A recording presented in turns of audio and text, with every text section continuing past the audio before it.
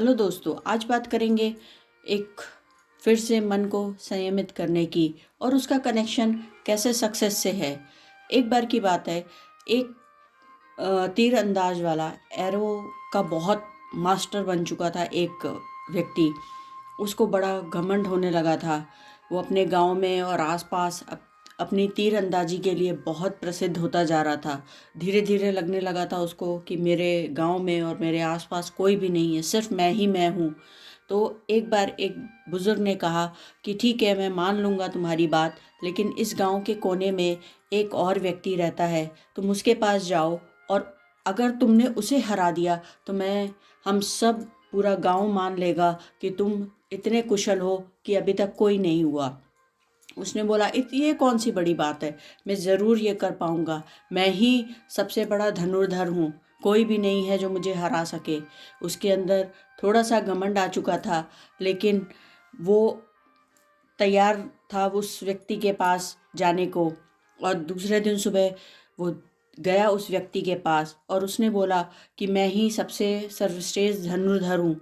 तो बोला, ठीक है, हो गए, मुझे क्यों बताने आए हो। उसने बोला, लेकिन गांव वालों ने बोला है कि अगर मैं तुम्हें हरा दूंगा तो मैं इस वो लोग मतलब डिक्लेयर कर देंगे कि इस गांव में हम मेरे जैसा धुरंधर कोई नहीं पैदा हुआ।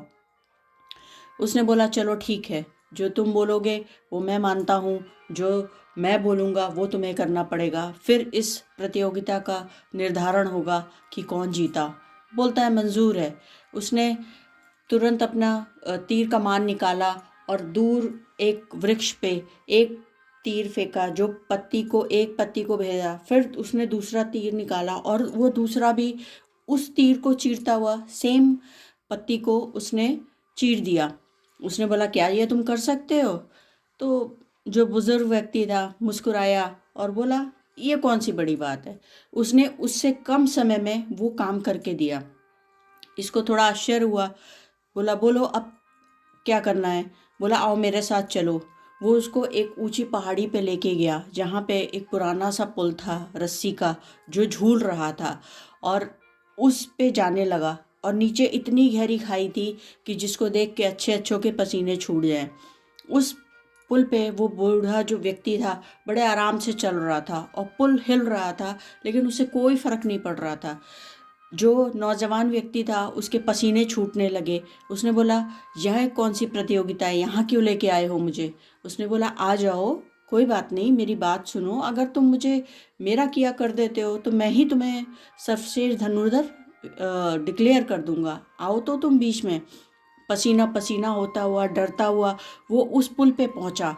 और पुल पे पहुंचने के बीचों बीच वहां जब खड़ा था तो जो बुजुर्ग व्यक्ति था उसने अपने तीर कमान से एक दूर वृक्ष पे उसने एक पत्ती पे निशाना साधा और तुरंत ही दूसरी पे सेम पत्ती पे उसी तरीके की वो प्रतियोगिता की उस हिलते हुए झूले पे। अब बोला कि अब तुम्हारी बारी है, सेम समय पे ऐसा करके तुम दिखा दो और सर्वश्रेष्ठ धनुर्धर का पद पालो। लेकिन वो तो ठीक से खड़ा भी नहीं हो पा रहा था, उसके पसीने पसीने छूट रहे थे। फिर भी उसने कोशिश की और कोशिश करने में उसका जो लक्ष्य था वो बिल्कुल भी भेद नहीं पाया, उसके आसपास भी नहीं था। वो हिलते हुए पे 1 मिनट भी कंसंट्रेट नहीं कर पाया। वो शर्मसार हो चुका था। वो माफ़ी मांगने लगा, बोला, मुझे आपसे सीखना पड़ेगा, मैं मुझे घमंड आ चुका था, मैंने ये चीज़ की। उसने बोला कि पहले तुमने बहुत अच्छी धनुर्धर विद्या सीख तो ली है, मैं ये डिक्लेयर कर सकता हूँ, लेकिन तुमने अपने मन पर नियंत्रित करना नहीं सीखा। जैसे ही स्थिति थोड़ी सी विकट हुई, तुम पसीने पसीने हो गए और तुम्हारा लक्ष्य चूक गया। तो सबसे पहले इस विद्या के साथ साथ अपने मन पे भी कंट्रोल करो और अपनी सक्सेस को पाओ। ये बहुत ज़रूरी है, क्योंकि ये मन ही हमारी स्थिति को पॉजिटिव और नेगेटिव बनाता है और हमारी ही जो सिचुएशन आती है उसको आसान या कठिन बना देता है। तो सबसे पहले अपने मन पे कंट्रोल पाओ और फिर इस धनुर्धर विद्या को अपने साथ चलाओ। तुम वाकई में एक अच्छे धनुर्धर हो, लेकिन पहले स्वयं पे विजय पाओ। यही आज इस स्टोरी का मोरल है कि हम सबकी सक्सेस बहुत कुछ डिपेंड कर जाती है। कभी कभी हम कुशल हो जाते हैं किसी चीज़ में, लेकिन जैसे ही विपरीत आती है परिस्थिति, हम लोगों से गलत व्यवहार करते हैं या खुद डिप्रेस हो जाते हैं या कठिन स्थिति में चले जाते हैं कि हमसे तो अब नहीं हो पाएगा, तो हमें अपने मन को बहुत कठोर बनाना है, नियंत्रित बनाना है और हर स्थिति के लिए एक अपॉर्चुनिटी तय करनी है। ये हमें अपने संयम से ही आएगा। तो आज के लिए इतना ही, कल फिर मिलते हैं।